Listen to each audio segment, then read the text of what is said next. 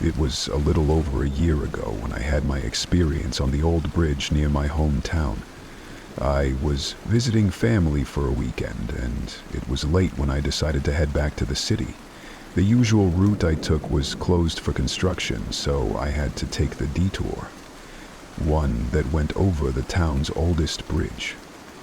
The bridge had a reputation. Locals said it was cursed, that strange things happened to people who crossed it at night.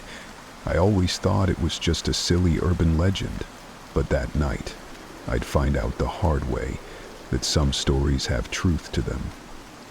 I was halfway across the bridge when my car radio suddenly cut out.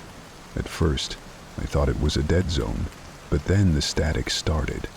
A low hiss that slowly grew louder. I reached to turn it off, but just as my hand touched the dial, I heard something else. Faint voices, like whispers, layered under the static. Froze, staring at the radio. It was impossible to make out what they were saying, but it sounded like multiple people, murmuring all at once. I switched the radio off, but the whispers didn't stop. They were faint but unmistakable, coming from somewhere outside. I looked around, but saw nothing, just the empty road and the dark water below. My heart was pounding and I pressed on the gas, eager to get off the bridge. But then, just as I reached the other side, I saw someone standing by the guardrail. It was a dark figure, motionless, facing away from me, staring out over the water. I didn't stop. I drove past as quickly as I could, and when I glanced in the rearview mirror, they were gone. The next morning, I couldn't shake the unease from the night before. I told myself it was just my imagination, but something didn't sit right. I decided to ask my mom about the bridge, hoping she'd know more about its supposed curse.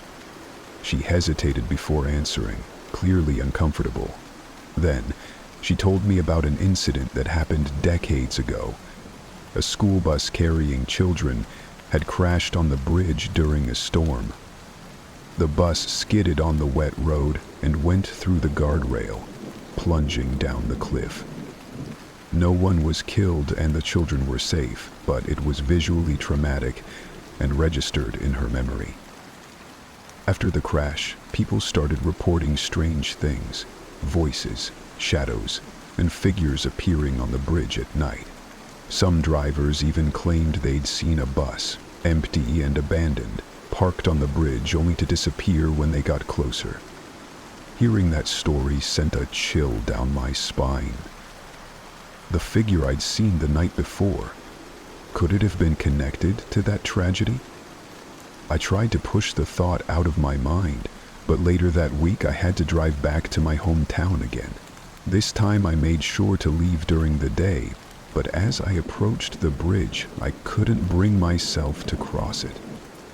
Instead, I parked on the side of the road and walked up to the edge, trying to convince myself it was just a normal bridge. But as I stood there, looking out over the water, I heard it again, the faint whispers carried on the wind.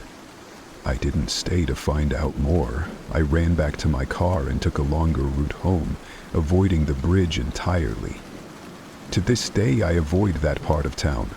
I don't know if what I saw and heard was real, but I'm not willing to find out. Some places hold on to their history in ways we'll never understand, and that bridge is one of them.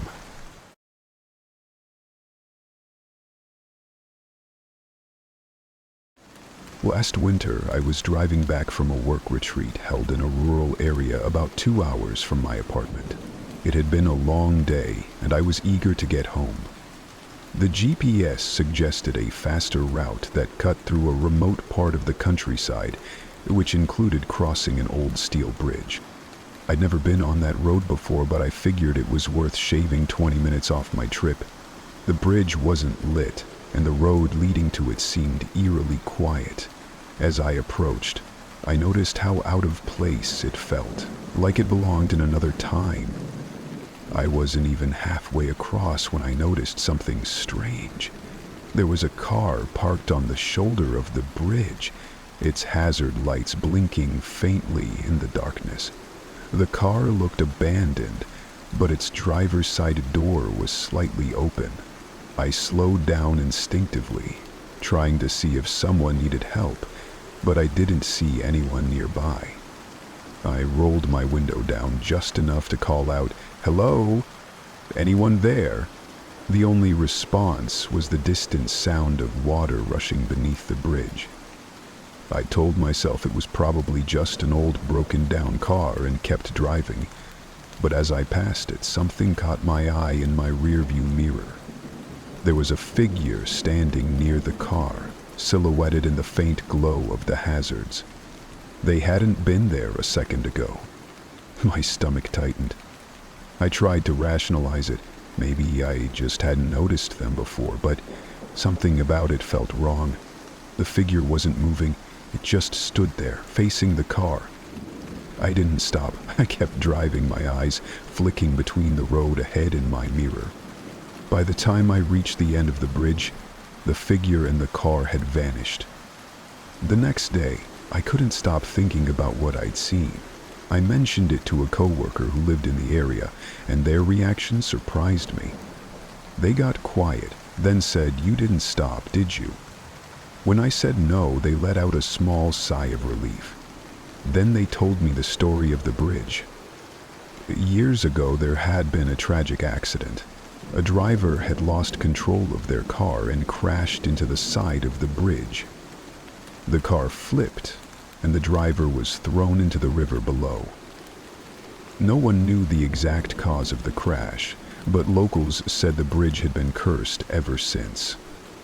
People started reporting strange encounters, figures appearing on the bridge, phantom cars blocking the road, and whispers heard late at night. Some even claimed they'd seen headlights following them, only for the lights to vanish halfway across the bridge. What stood out to me most was a specific detail my coworker shared.